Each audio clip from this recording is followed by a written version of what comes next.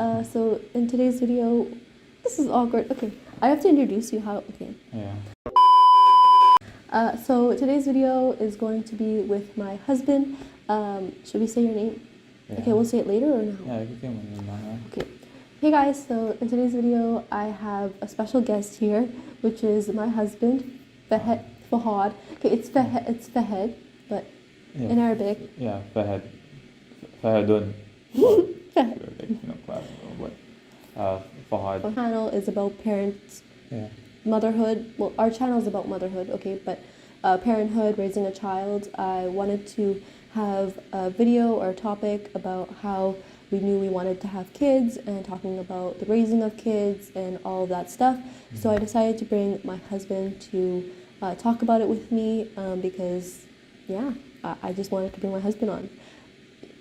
Yeah. Yeah. So I think I guess we start before marriage. Yeah, the format of that. Yeah, before marriage. I personally, before marriage, had kind of it all planned out. From how many to how to raise, meaning like culture will be out of the picture. I want them to get Islam from me before any other source. I want me to have like a very close bond with the child, regardless of upbringing. Like I know what you mentioned before, and regardless of screen time or whatever it may be, I want to have a close relationship. So if there were to be a problem, we could discuss it openly.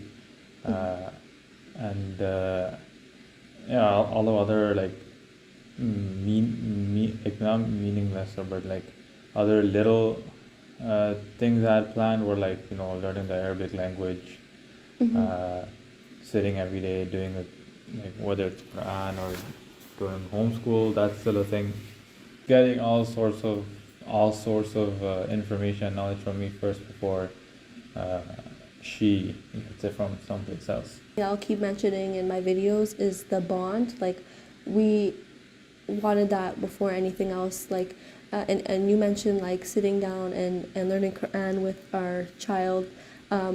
That will come. Like I think a lot of parents are like into knowledge into the kid's brain like right away, because that's when it's most they memorize the most in that time period. But we knew that like in order for them to seep in all that knowledge, it has to come from like someone they find valuable, someone they find cool, and they learn from. You know, when you have a good teacher, you know, in elementary school, you'll remember them forever because they leave that like impact. They took knowledge that was boring and made it fun for you as a kid. So I think that the bond always comes first, and that's like our main principle as parents. Before marriage and after marriage, having a bachelor mindset wasn't a thing. Like I had to be like a father before I was one. Number one thing that I had to have responsibilities already in my head. I had to be a responsible individual already in my head, whether I'm a husband or a father. I had to act like a father. I had to see the world as if, look, if I have a daughter or a son, what am I putting out into the world?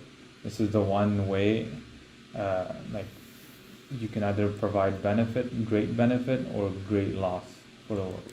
This is an opportunity. If you miss it, it's very hard to rectify, and your behavior with your child, rectify. Just the relationship, how your child is, you can't how your child turns out. It's hard to rectify when you're older. Yeah, because when your child grows up and sees the world and the relationship between you and the child is not there, or they've learned different things. That's why we have like a lot of, you know, familial issues, like issues within the family, trauma, which is resulting in kids having problems in their life now when they're grown up. Yeah, before anything to do with the child and child's rights, you have to be firm and confident in your attitude that you're going to be a father/mother. One thing to bring up is culture.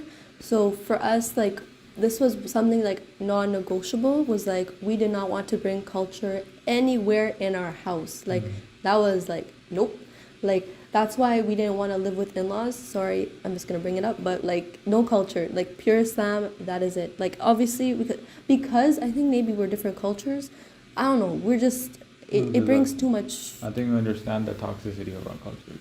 Yeah, Like, our toxicity. If if you're with, like, this is like all for the people who are living with grandparents, because a lot of times, a lot of people that I've seen, they divert, or they delegate or divert part of the responsibility of what they have to their parents, so the child's grandparents, for example. Yeah. Right? I don't find that appropriate. I don't see that as it's my responsibility to teach my child Islam on a holistic level, on every single level. I need to teach the child, which automatically means I need to be capable of it. Right? If I'm delegating and diverting my responsibility, I'm just saying to myself that I'm not capable of doing it. So why did I have a child? Right?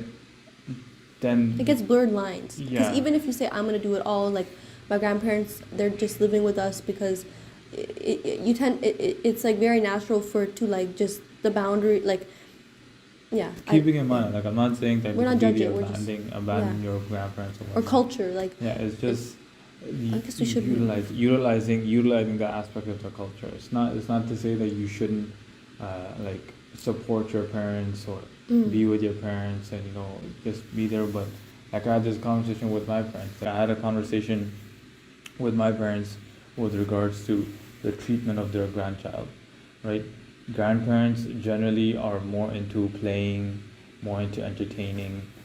They're less into teaching because that's no longer their child anymore, right? Yeah. The parents need to be the one doing the teaching, but what ends up happening, those lines end up being blurred when those two parties are living together, and then parents can no longer properly teach, and then grandparents are always there to have fun, which indirectly is teaching the child something else, right? So Yeah. this is, I know, purely based on personal experiences. There's grandparents who are more inclined towards Islam, and it varies. yeah, and vice versa, whatever it is the case. But in the place of a child with regards to culture, the only thing like I've personally seen is just toxicity.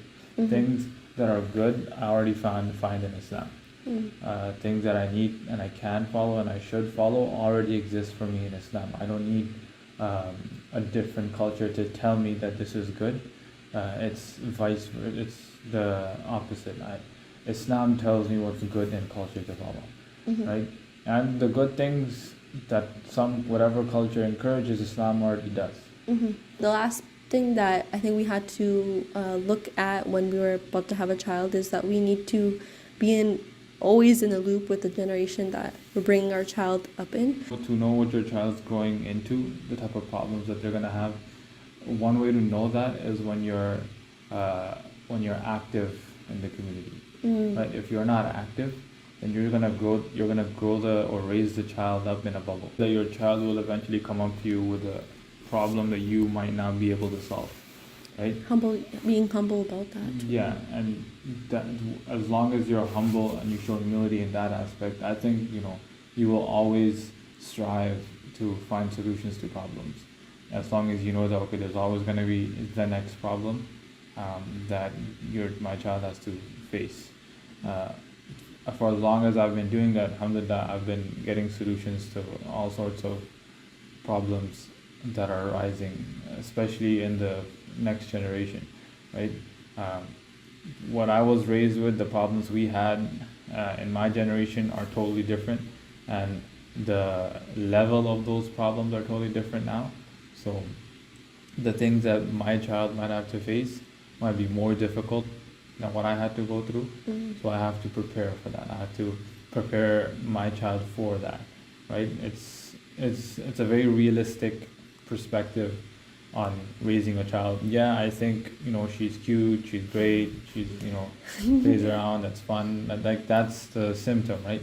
But it's overall, I'm raising her to be as a Muslim. I'm raising her to live this life temporarily, to know the realities of the world, and after she knows the realities of the world, then she can choose how to benefit the world for the sake of Allah, and what she wants to do in the world, what profession she wants to go to, if she wants to go into a profession. Yeah, inshallah. If you like this more discussions with my husband, please let us know. I don't know if it's recording. Leave your questions Yeah, down below, sorry. if you have any. I would love to know what you guys think about, and we can have a back and forth discussion through video. Yeah, community. We want a community here. Yeah. Yeah. Nice. Okay. Salam. See you until the next. Whoa.